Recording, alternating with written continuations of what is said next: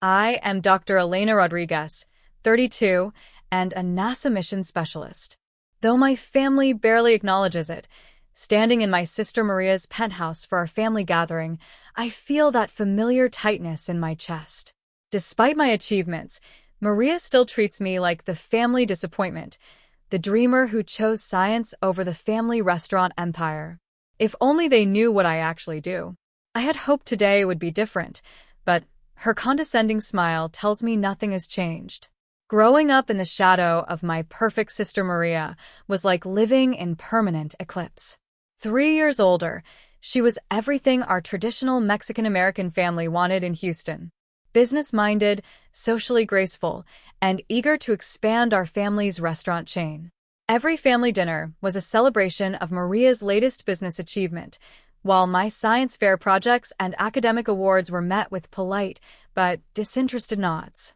Our childhood home featured a prominent wall in the living room. One section displayed Maria's business awards, restaurant reviews praising her management skills, and photos of her with local politicians. My section, considerably smaller, contained a few academic certificates and a faded photo of me at a robotics competition. Not that I hadn't achieved remarkable things. My accomplishments simply weren't the kind my family understood or valued. Elena, why can't you be practical like your sister? Became the soundtrack of my youth.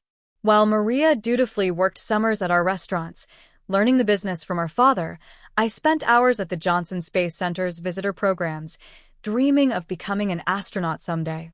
When I was 17, a NASA engineer speaking at our high school's career day changed everything. Dr. Sarah Chin spoke about exploration, discovery, and pushing the boundaries of human knowledge. More importantly, she talked about becoming a mission specialist.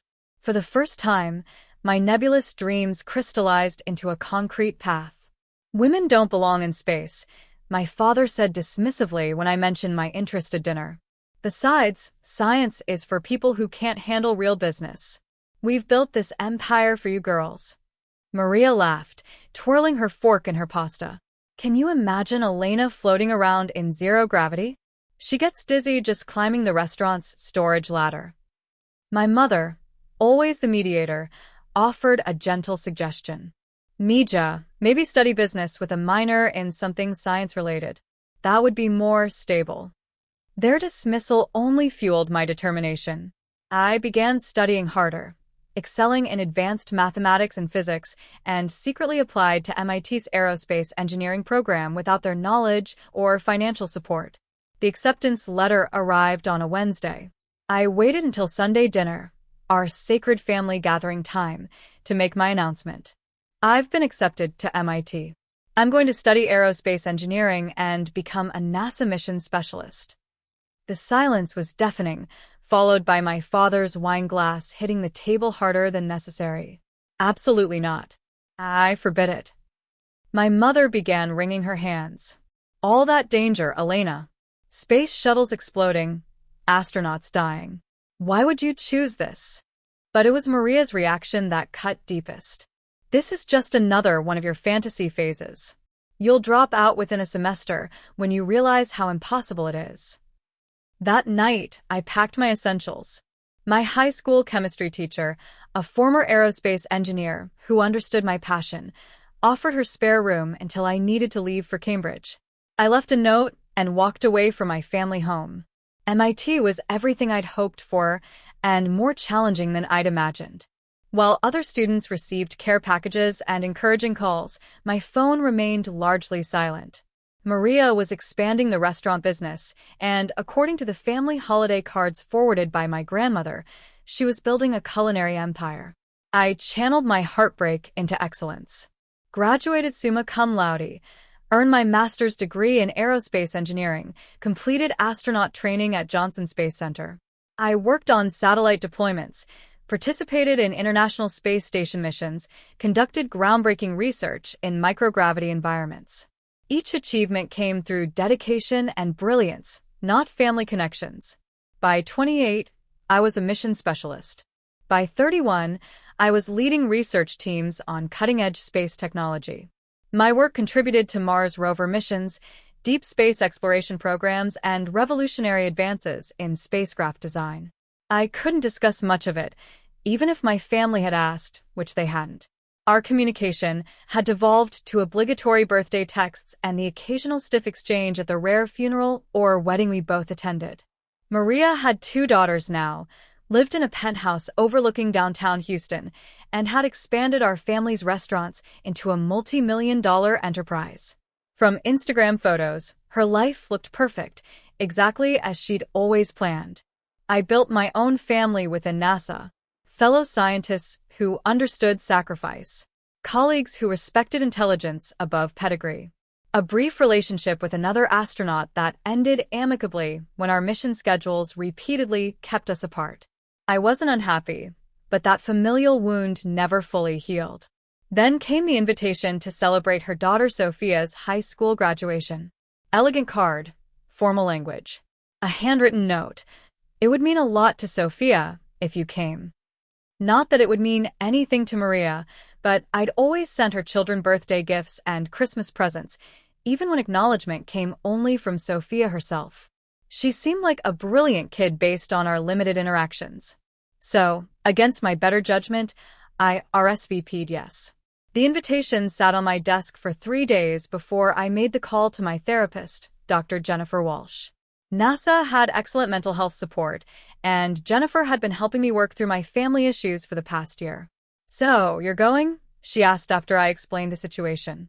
"I think I should for Sophia. And how do you feel about seeing your sister, your parents?" I stared out my office window at the launch pad beyond, like I'm heading into a mission without proper equipment. Jennifer's laugh was sympathetic. Family reunions often feel that way. But remember what we've discussed about healing old wounds. Sometimes we need to step back into difficult spaces to move forward. I know, but Maria has this way of making me feel 17 again. Inadequate, invisible.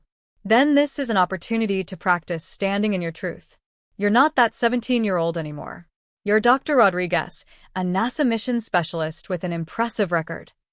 Which I can't talk about, I reminded her. Most of my recent work is classified. You don't need to disclose specifics to own your accomplishments. We developed a strategy for the visit.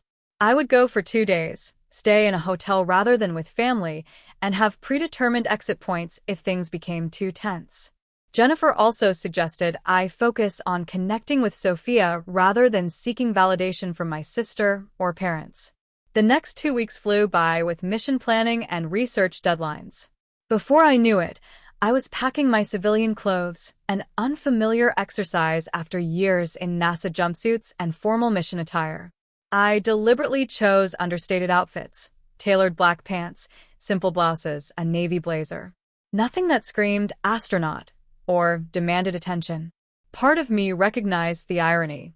I was unconsciously trying to be invisible before Maria could make me feel that way. For gifts, I selected a high-quality telescope for Sophia, engraved with Reach for the Stars, a bottle of premium tequila for my brother-in-law Carlos, and expensive orchids for Maria. Neutral, appropriate gifts that revealed nothing of myself.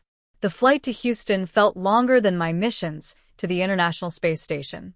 I rented a car at the airport, programmed Maria's address into the GPS, and drove through increasingly affluent neighborhoods until I reached River Oaks. Her penthouse building rose 30 stories above the Houston skyline, all glass and steel and conspicuous wealth. "Here we go," I muttered, pulling into the underground parking garage. A doorman directed me to the private elevator, which opened directly into Maria's penthouse. The space was magnificent. Floor-to-ceiling windows, contemporary art, furniture that probably cost more than my annual salary. Voices and laughter spilled from the terrace, where the party was in full swing. Maria spotted me first. Her smile tightened almost imperceptibly as she air-kissed both my cheeks. "Elena, you actually came. And look at you. So academic." She herself wore a designer white dress and statement jewelry that probably cost more than my car. Her dark hair fell in perfect waves, and diamonds glittered at her ears, wrist, and throat. "Hello, Maria. Congratulations on Sophia's graduation. Where is she?" I handed her the orchids. Oh, these are nice. She passed them to a hovering server without a second glance. Sophia's around somewhere. Mom and Dad are on the terrace. Our parents' reception was cordial but distant. My father shook my hand, an oddly formal gesture, while my mother hugged me briefly, immediately launching into questions about my flight rather than my life. A tall young woman approached, grinning widely. Sophia had grown significantly since I'd last seen her, now looking like a younger version of Maria, with intelligent dark eyes and an air of confidence. Congratulations, graduate. I handed her the wrapped telescope. Stanford's lucky to have you. Her genuine excitement was interrupted by Maria appearing at her elbow. Sophia, the Hernandez family wants to hear about your valedictorian speech. Elena, help yourself to the buffet. She steered Sophia away, effectively dismissing me. Left alone, I wandered toward the food, nodding at unfamiliar faces. I overheard Maria's carrying voice as I filled a plate. Yes, that's my sister. Be nice to Elena. She never quite amounted to much. Some government job, I think. We don't ask for details. The shrimp suddenly tasted like sawdust in my mouth. Nothing had changed. Despite my rank, my achievements, my missions, to them I would always be the family disappointment. I retreated to a quiet corner of the terrace, questioning my decision to come. The rational part of me, the scientist accustomed to logical assessment, knew I shouldn't care about their opinions. I commanded respect at NASA. I'd been to space multiple times. I had the admiration of brilliant minds worldwide. Yet here I was, feeling like an awkward teenager again.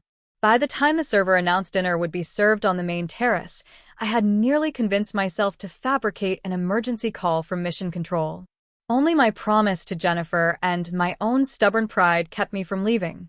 The terrace had been transformed into something from an upscale magazine.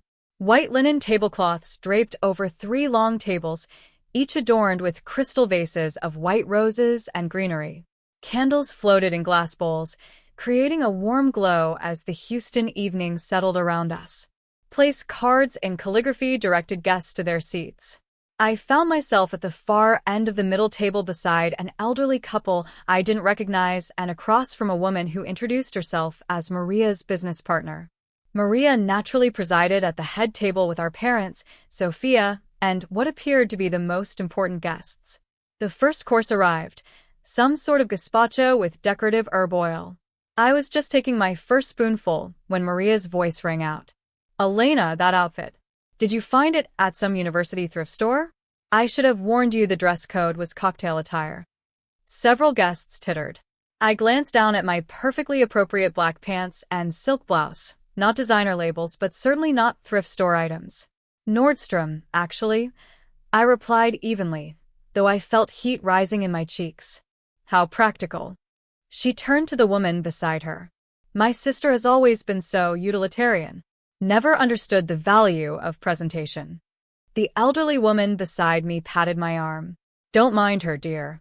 You look lovely. Maria continued, loudly enough for my section to hear.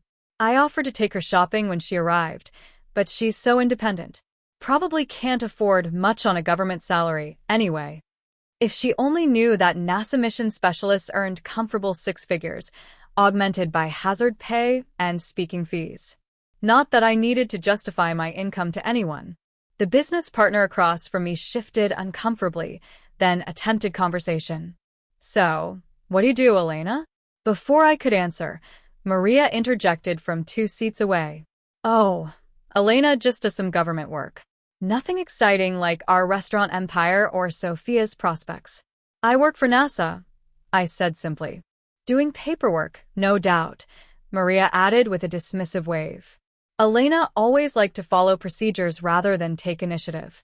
If only she knew how many protocols I'd helped write, or how many split-second decisions I made during space missions. But explaining would require details I couldn't share, and frankly, I was tired of defending myself. The second course arrived, a salad with goat cheese and candied pecans. Maria stood, tapping her glass with a silver spoon. While we enjoy this course, I want to share some exciting news.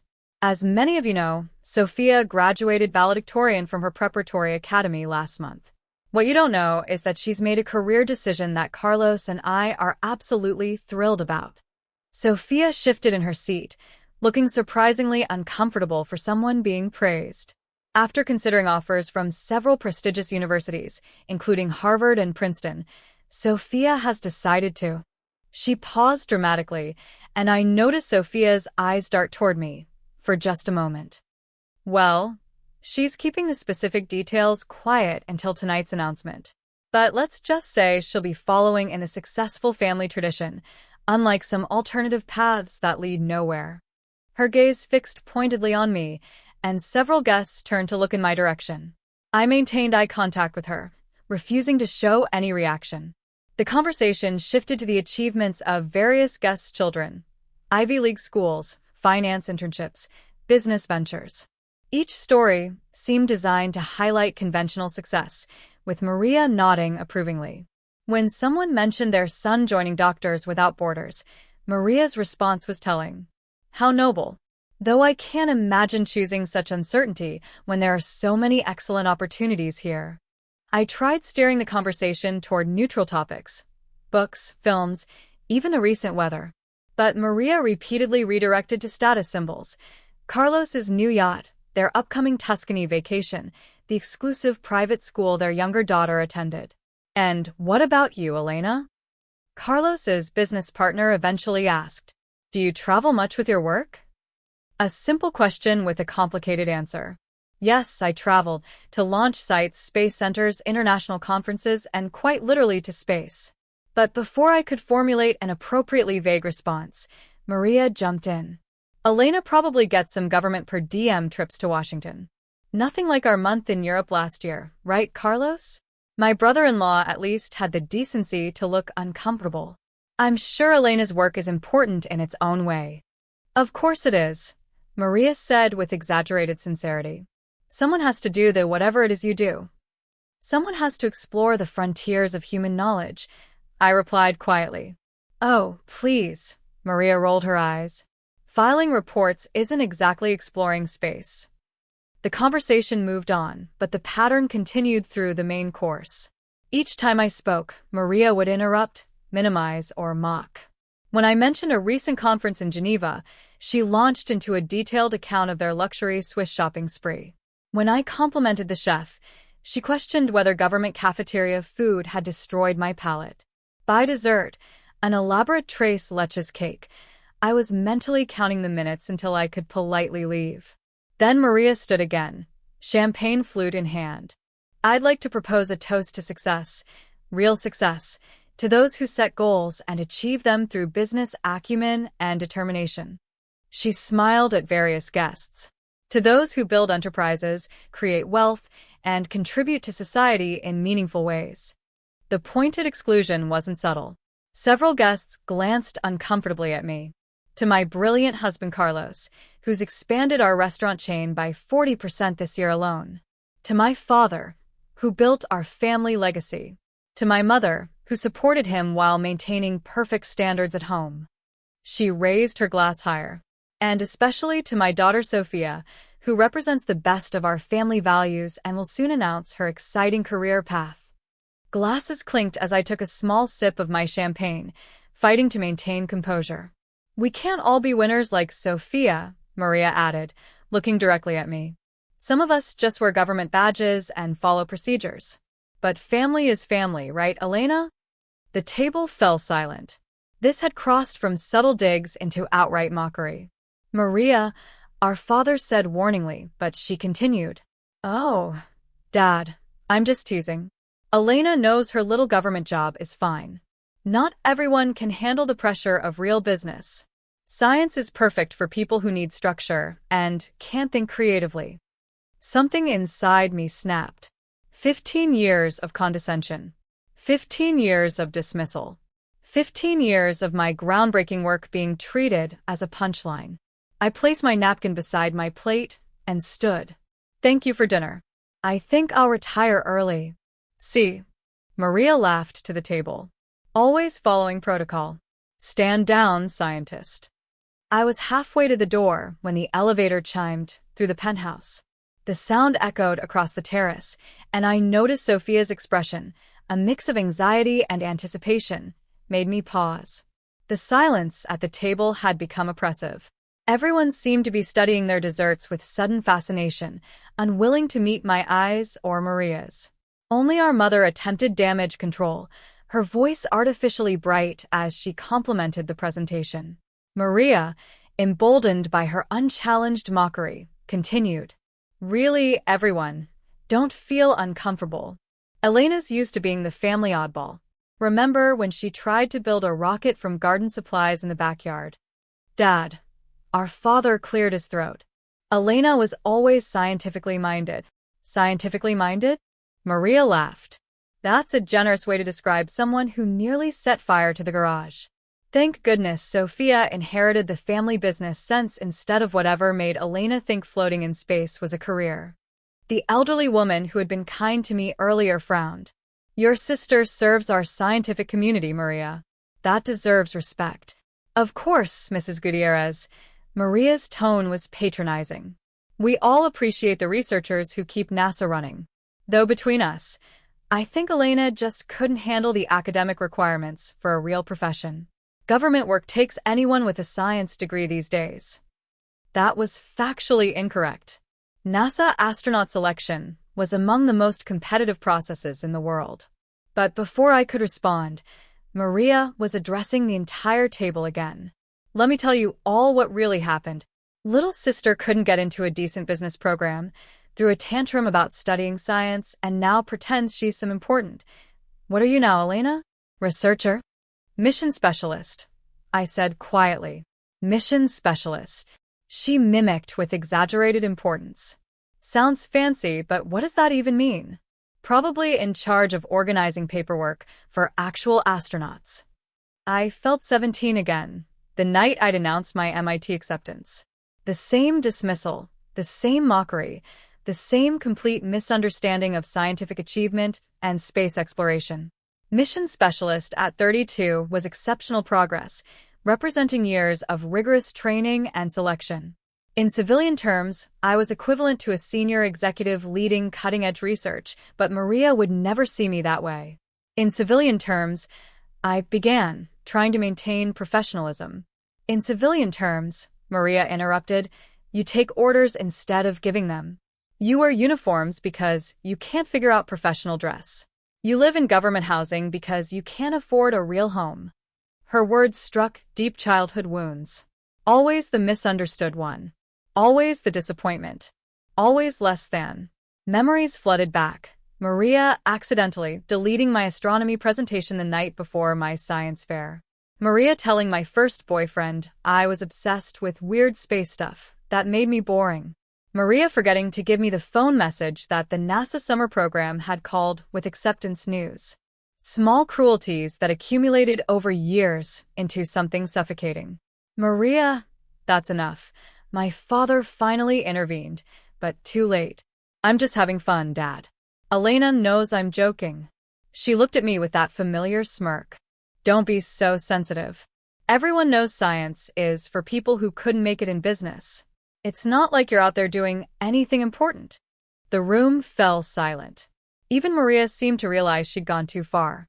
My face burned with humiliation, but I refused to give her the satisfaction of seeing me emotional. The tactical part of my brain, the mission specialist trained to assess situations under pressure, took over. I stood, placed my napkin on the table, and nodded to the table at large. Thank you for your hospitality. I should go. Maria's face showed a flash of regret, quickly masked by defensiveness. Oh, come on. Don't be dramatic. As I turned to leave, the sound of the elevator opening echoed through the penthouse, followed by footsteps across the marble floor. The server's voice murmured something indistinct, answered by a confident voice I didn't recognize. Sophia suddenly stood. Mom, everyone, I'd like to make my announcement now. Maria brightened immediately, clearly relieved by the change of subject. Of course, darling. Everyone, our graduate has something to share. I paused by the terrace doors, unwilling to create more of a scene by leaving during Sophia's moment. Despite everything, I didn't want to be rude to my niece. Sophia disappeared into the penthouse as conversation resumed in awkward bursts. Maria was already reconstructing the narrative, laughing with the woman beside her. Sisters, right? Always so competitive. She'll get over it. I stood frozen, torn between dignity and family obligation, when the terrace doors behind me opened wide. The collective gasp made me turn around. Sophia stood in the doorway, but not in the expected graduation dress or business attire. Instead, she wore the unmistakable blue flight suit of a NASA astronaut candidate, the mission patch gleaming on her shoulder. Her posture was perfect professional bearing, and she carried a helmet tucked precisely under her arm. Maria's champagne glass rose halfway to her lips. "Sophia, what is this costume?" She didn't answer her mother. Instead, she walked directly to where I stood, stopped at the exact regulation distance, and rendered a perfect salute. Dr. Rodriguez, Mom. Astronaut candidate Sophia Crawford reporting for duty. The silence was absolute. I could have heard a pin drop on the stone terrace as I automatically returned her salute, my NASA training taking over despite my shock. "At ease, candidate," I said, my voice steady despite my amazement.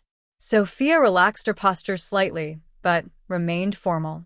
"Thank you for attending my graduation celebration, ma'am. I apologize for the delayed revelation of my acceptance into the astronaut program." Maria found her voice, though it emerged as a strangled whisper. "Astronaut program? Sophia, what is happening right now?" Sophia turned to address the stunned gathering, still maintaining professional bearing. "I'd like to formally announce that following my graduation as valedictorian, I've been accepted into NASA's astronaut candidate program at Johnson Space Center. I'll be beginning training next month under the mission specialist track." She turned to me with unmistakable pride. Under Dr. Rodriguez's mentorship, Carlos knocked over his water glass. My father's mouth literally hung open. My mother pressed her hand to her chest. But it was Maria's expression, a mixture of disbelief, confusion, and dawning horror, that I'll remember forever. "You joined NASA," she finally managed, "without telling us? And you're going to work with Elena?" Carlos added weakly, "With all due respect, Father, I'll be training under Dr. Rodriguez's guidance, not working with Aunt Elena. There's a significant difference." Sophia's voice was respectful but firm. "And yes, I applied to NASA because I want to explore space and conduct scientific research, just like my aunt. But your business degree, our plans, the restaurant empire." Maria's voice trailed off. "My business degree will be valuable in my NASA career. Space exploration requires strong management and organizational skills." Sophia's confidence was impressive. As for Aunt Elena, she turned to address the entire gathering. "Perhaps I should clarify some misconceptions about my aunt's role." Maria's friend whispered loudly, "Mission specialist. Isn't that important?" Sophia nodded. "Dr. Rodriguez is one of NASA's most accomplished mission specialists.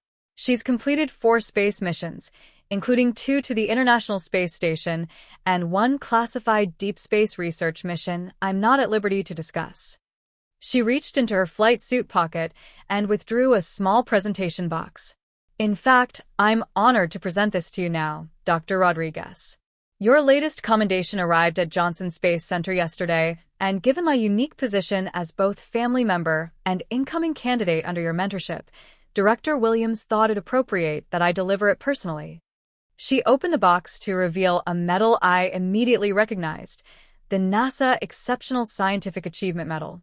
The guests wouldn't understand its significance, but I knew it represented recognition of extraordinary contributions to space exploration. Sophia continued formally. The citation reads, "For exceptional scientific achievement in the development of revolutionary life support systems during long-duration space missions, March 15, 2024. Dr. Rodriguez's innovative research has advanced human space exploration capabilities and enhanced astronaut safety protocols." She handed me the box with military precision. Maria had gone pale. "I don't understand. What does all this mean?" An older gentleman at the table, someone I vaguely recognized as a retired NASA engineer, stood and applauded. "It means, Maria, that your sister is a pioneer. The NASA Exceptional Scientific Achievement Medal isn't handed out for filing paperwork." Others began to applaud as well, creating a surreal moment where I stood holding a commendation for groundbreaking research I'd led, while my family stared as if seeing me for the first time. But she never said anything, Maria protested weakly. "She let us think." "She let you think what you wanted to think," Sophia said quietly. "Most of Annalena's work is classified. She couldn't tell you even if she wanted to." My father stood slowly, his expression unreadable. "Elena, I had no idea." "That was rather the point, Dad," I replied, finding my voice at last. "Classified means classified." The guests were now looking at me with newfound respect and curiosity. The woman who had earlier sympathized with me raised her glass. "To Dr. Rodriguez. Thank you for advancing human knowledge." Others echoed the toast, creating the bizarre scenario where people who minutes ago had pitied me were now celebrating my achievements. The shift in energy was palpable, and Maria's face showed unmistakable shock. Her entire worldview had been upended in minutes. "Why didn't you tell me you were applying to NASA?" she asked Sophia, her voice small. "Would you have supported me if I had?" Sophia replied simply. Maria's silence was answer enough.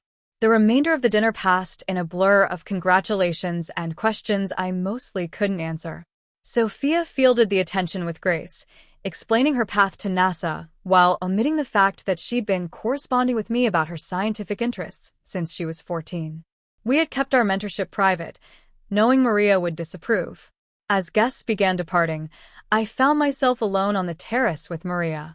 She stood by the railing, staring at the Houston skyline, a half-empty wine glass dangling from her fingers. "Were you ever going to tell me?" she asked without turning.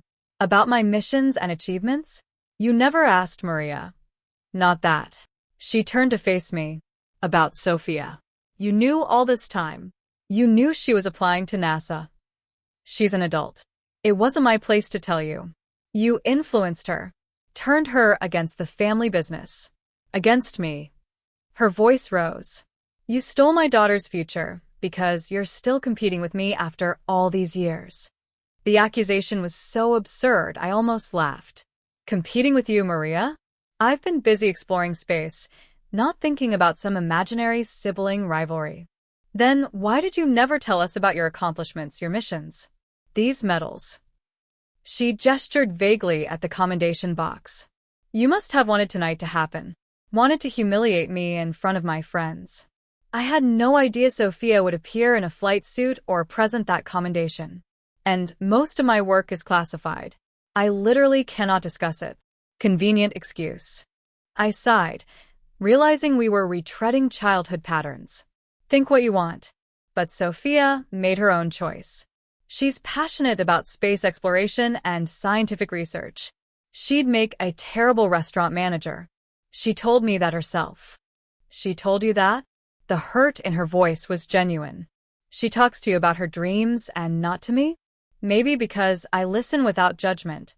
"When was the last time you asked what she wanted rather than telling her what she should want?" She flinched as if I'd struck her. "That's not fair." "Isn't it? You've spent the entire evening telling everyone what a disappointment I am for choosing a path different from yours. Why would Sophia risk the same treatment?" "I don't." She began, then stopped, seeming to truly reflect for perhaps the first time. "I don't think you're a disappointment." "Really? You have a strange way of showing approval." "I just don't understand you. Never have." She set down her wine glass. "You walked away from everything we were raised to value. The family business, financial security, traditional success. I found different values. Discovery, exploration, pushing the boundaries of human knowledge. And you think we don't have those?" Her voice sharpened again. "I think we define them differently." I kept my tone measured. "Your life choices aren't wrong, Maria. They just weren't right for me, just like they aren't right for Sophia. So, I'm supposed to just accept that my daughter is going to risk her life in space rockets instead of taking her rightful place in our family empire?" that you've been secretly mentoring her behind my back. She reached out to me, Maria, when she was 14. Asked about space missions, about the astronaut application process. What was I supposed to do? Turn away a brilliant young woman because her mother might disapprove? The terrace doors opened before she could respond. Our parents stepped out, faces solemn. We couldn't help overhearing, my father said, unusually subdued. Maria, that's enough. Your sister deserves an apology, not more accusations. Maria looked genuinely shocked. Dad.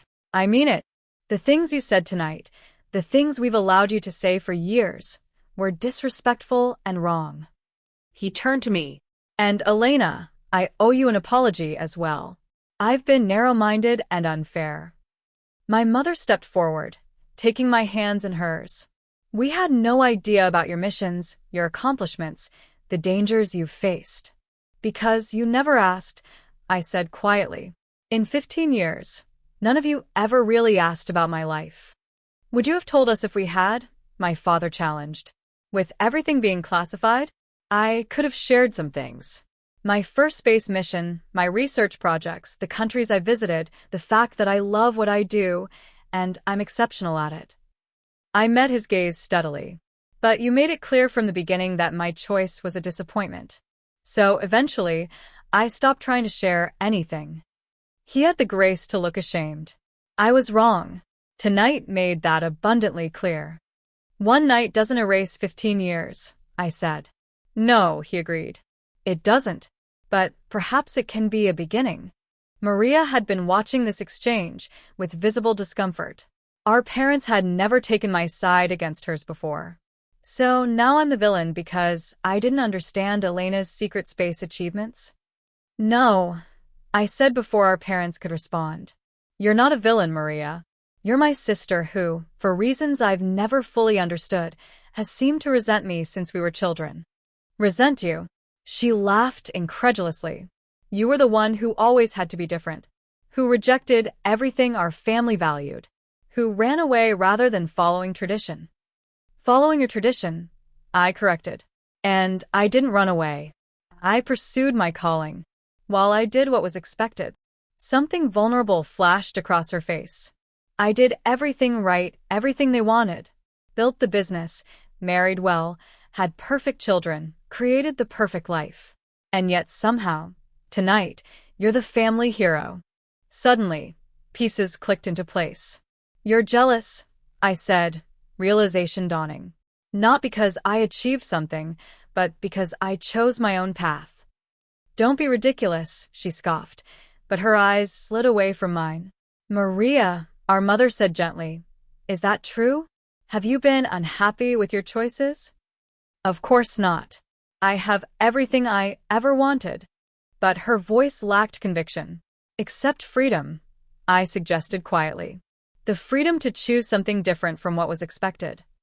Maria's eyes filled with tears. I never had your courage to just walk away, to disappoint everyone. It wasn't courage, I admitted. It was survival. I would have withered in the life planned for me, just as Sophia would. My father cleared his throat. I think we all need to acknowledge some difficult truths. I pushed both of you toward what I thought was best without considering your individual strengths and passions. Maria followed my path, and I rewarded her for it. Elena chose differently, and I punished her with disapproval. And I let him, my mother added, even though I saw how it hurt you both. Both. Maria and I asked simultaneously. Yes, both. My father continued. Maria, we've put enormous pressure on you to be perfect, to uphold family traditions, to make choices that would reflect well on us. And Elena, we've withheld approval and support because your choices didn't align with our expectations. That's not fair to either of you. And it stops tonight, my mother concluded. Maria looked stunned. I felt equally off balance. This level of self-awareness from our parents was unprecedented. I am proud of you, Elena, my father said formally. I should have said that years ago. Your achievements honor our family, even if I don't fully understand them. The words I'd waited 15 years to hear felt both wonderful and insufficient. Too little, too late, and yet a beginning. And Maria, he continued, if you're unhappy with any aspect of your life, you have the same freedom Elena claimed. It's not too late to make changes. Maria shook her head, looking overwhelmed. I don't even know what I'd change. This life is all I know. Then perhaps start by supporting your daughter's choice, I suggested. She's going to need family behind her, even if you think she's making a mistake. Especially then. But for what it's worth, she's not. Sophia has natural aptitude for science and leadership. She'll excel. With or without your blessing, I continued, but having it would mean everything to her. She was quiet for a long moment. I need time to process all this. That's fair, I acknowledged. Just as I need time to process 15 years of dismissal and tonight's public humiliation. I'm sorry, she said, the words clearly unfamiliar on her tongue. For tonight. For some of the things I said. It wasn't a complete apology, but it was more than I'd ever received from her before. I'm going to head to my hotel, I said, suddenly exhausted by the emotional weight of the evening. Please stay, my mother urged. We have so much to talk about. Not tonight, I replied firmly. I need some space. But I'll come for breakfast tomorrow before I fly back to Houston. My father nodded reluctantly. We understand. And, Elena, thank you for your service to science and exploration. I mean that sincerely. As I walked toward the elevator, Maria called after me. Does this mean you'll be Sophia's mentor? Will she be safe? I turned back. I'll be her mentor, yes. And I protect my team, Maria. Always. Even your annoying sister's daughter? She asked, attempting a weak smile. Especially her, I promised. That's what family does. 8 months later, I stood in my NASA flight suit at Johnson Space Center, watching Sophia navigate her first formal astronaut training evaluation. She had completed basic training with exceptional marks and was proving to be every bit the natural space explorer I'd suspected. Now she moved confidently among senior astronauts and mission specialists, representing our program with the perfect balance of respect and self-assurance. She reminds me of you at that age, a voice said beside me. I turned to find my father looking somewhat out of place in his business suit amid all the NASA personnel. Higher praise than you realize, I replied, smiling. My parents had flown in for Sophia's completion of basic astronaut training, along with Maria and Carlos. The past 8 months had seen cautious, but steady improvements in our family dynamics. Weekly video calls, actual questions about my work, carefully answered within security constraints. Even an unexpected birthday gift for Maria, a framed photo of Sophia and me in our NASA flight suits. I still don't entirely understand what you do, my father admitted, watching various astronauts approach me with deferential nods. But I can see that you command respect here. Different world from restaurants, I acknowledged. Not as different as I once thought. Both require precision, attention to detail, leadership under pressure. He sipped his coffee from a NASA mug. I was narrow-minded, Elena, seeing only one path to success. Across the facility, my mother was deep in conversation with Dr. Jennifer Walsh, my therapist turned friend, who had helped me navigate the family reconciliation process. Mom seems to be enjoying herself, I observed. She's asking about support resources for astronaut families. Thinking of volunteering with the Family Assistance Program. This surprised me. Really? She wants to make amends in her own way. Says she failed you by not supporting your choices. Before I could respond, Maria approached, looking elegant even in the conservative dress she'd chosen for the NASA environment. The mission commander's wife is giving me a tour of the family quarters, she said, seeming both amused and impressed. Apparently, astronaut housing has come a long way. Told you we don't live in government barracks anymore, I teased lightly. Our relationship remained complicated. Some childhood wounds ran too deep for simple healing, and occasionally her old dismissive tone would emerge, usually followed by a visible effort to correct herself. But we were trying, both of us, and that counted for something. Your mission director keeps looking at you, Maria observed. The woman with all the patches on her jacket. She seems impressed. Director Patterson. She's recommending me for the Mars preparation program, potential mission commander track for the first crewed Mars mission. That's good, right? My father asked. Very, I confirmed, though it would mean extended training periods and eventually a 2-year mission to Mars. Maria frowned. That's so far from Earth. But closer than you might think, I pointed out. Communication delays are only 4 to 24 minutes, depending on orbital positions. She nodded, acknowledging the technical reality. Sophia said your team might deploy to the lunar station again soon. That's classified information that astronaut candidate Crawford shouldn't be sharing, I said, my tone stern but eyes smiling, even with her mother. She's worried about you, Maria said simply. The concern goes both ways. I watched my niece across the facility, now deep in conversation with Director Patterson. But we do what needs doing. That's the job. I'm beginning to understand that, Carlos said, joining our circle. Sophia tried explaining the commitment, the risks, the importance. It's different from what I imagined. My therapy sessions with Jennifer had helped me realize that my family's dismissal of my career stemmed partly from genuine ignorance. They truly hadn't understood space exploration beyond science fiction movies and sensationalized media coverage. Education, it turned out, was a crucial part of reconciliation. Elena, my mother called, approaching with Jennifer. Your friend has been telling me about the family support programs. I'd like to get involved if that's appropriate. We always need volunteers, I confirmed, touched by her interest. And I've been thinking, Maria added hesitantly, maybe we could establish a scholarship through our foundation for students pursuing STEM degrees, especially for underrepresented groups in aerospace. The suggestion stunned me. That's actually a wonderful idea. Carlos and I have the business connections. Dad has the influence. It seems like something meaningful we could do.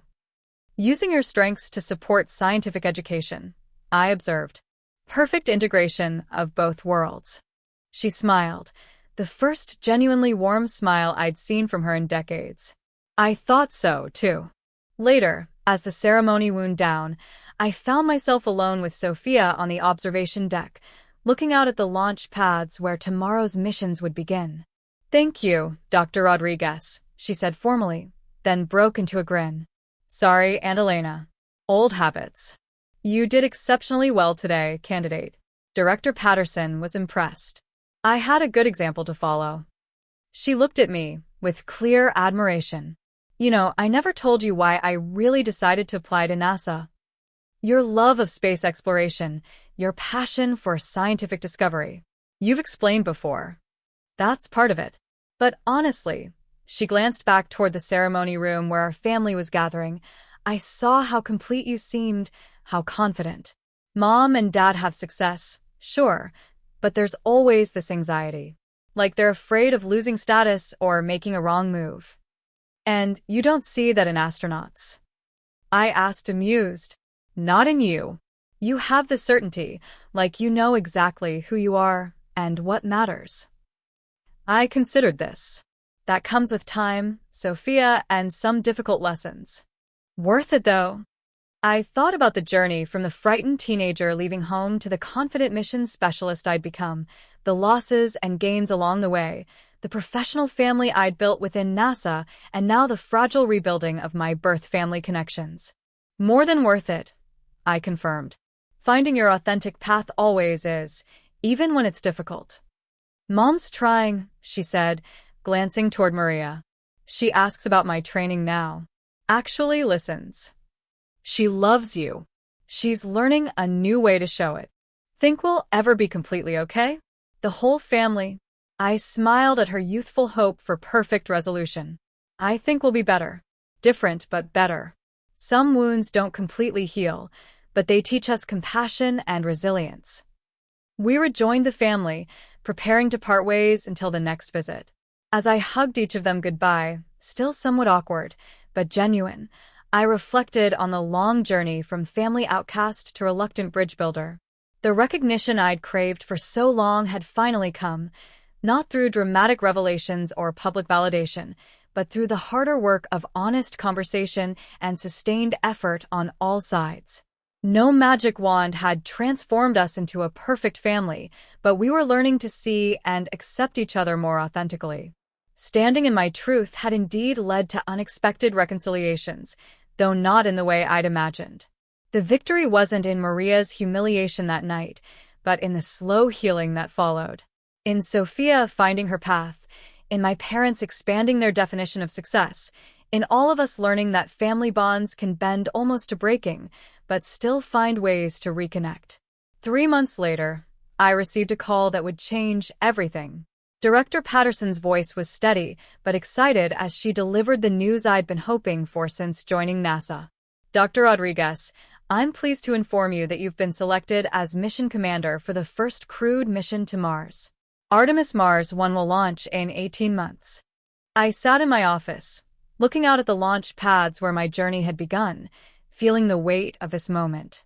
The first human mission to Mars, leading humanity's next giant leap.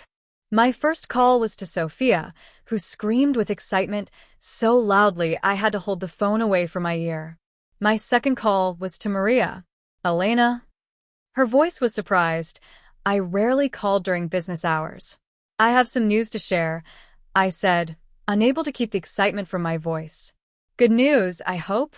You sound different. I've been selected as mission commander for the first crewed mission to Mars. The silence stretched so long I thought the call had dropped. Maria? Mars, she whispered. You're going to Mars. In 18 months, yes. It's a 2-year mission, 6 months travel each way, 18 months on the surface. Another long pause. Are you scared?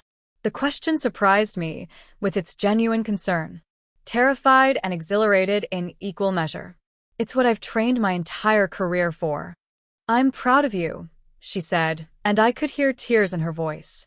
I'm terrified for you, but I'm proud of you. Thank you. That means more than you know.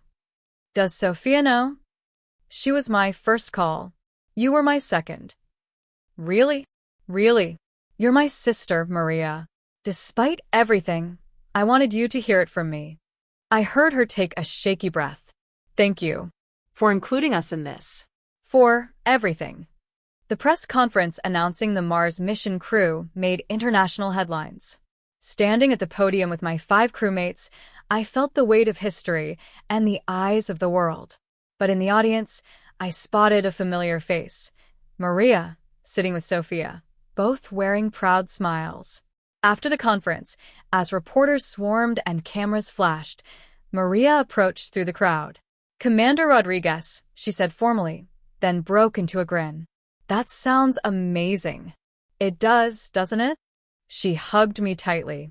I know I haven't always understood your choices, but watching you up there today, you belong on that mission. You're going to make history. We all are, I corrected, gesturing to my crewmates. It's bigger than any one person, but you're leading it. Our little Elena is going to Mars. Her voice was full of wonder. Later that evening, our entire family gathered at the restaurant for an impromptu celebration. My parents had closed the main dining room to the public, filling it instead with NASA colleagues, family friends, and neighbors who'd watched the press conference. My father stood to offer a toast, his voice carrying across the room filled with a sense of traditional Mexican cooking and the warmth of genuine celebration. To my daughter Elena, who taught us that there are many ways to honor your family and serve your community. She chose the stars, and the stars chose her back. He raised his glass higher. To Commander Rodriguez and the crew of Artemis Mars 1. May they carry the best of humanity to another world and return safely to tell us what they found. The room erupted in applause and cheers. I stood, overwhelmed by the support, looking around at faces that had once seemed so distant and dismissive. Thank you, I said, my voice carrying over the crowd. This mission represents not just scientific advancement, but the power of different perspectives working together. Every challenge I've faced, every lesson I've learned, has prepared me for this moment. I looked directly at Maria, including the challenges that hurt the most. They taught me resilience, determination, and the importance of staying true to your path even when others don't understand it. Sophia stood up from her seat. to the best mentor anyone could ask for, and the greatest aunt in any solar system. The laughter and applause that followed felt like healing, deep, genuine, complete. As the evening wound down and guests began departing, I found myself on the restaurant's patio with Maria, looking up at the Houston skyline and, beyond it, the stars. "When you're up there on Mars," she said quietly, "looking back at Earth, remember that you'll be carrying all of us with you. Even your annoying sister, who took way too long to appreciate what she had." "Especially her," I replied, echoing my words from months before. We stood in comfortable silence, two sisters who had found their way back to each other across the vast space that had once separated them. In 18 months, I would travel further from home than any human in history. But for the first time in my life, I knew exactly where home was and that it would be waiting for me when I returned. The mission to Mars would be the culmination of my career, the achievement of humanity's greatest dream. But standing there with my sister under the infinite stars, I realized I had already accomplished something just as significant. I had found my way back to my family, and they had found their way to me. The girl who had once felt like an alien in her own home was finally ready to become an ambassador to another world.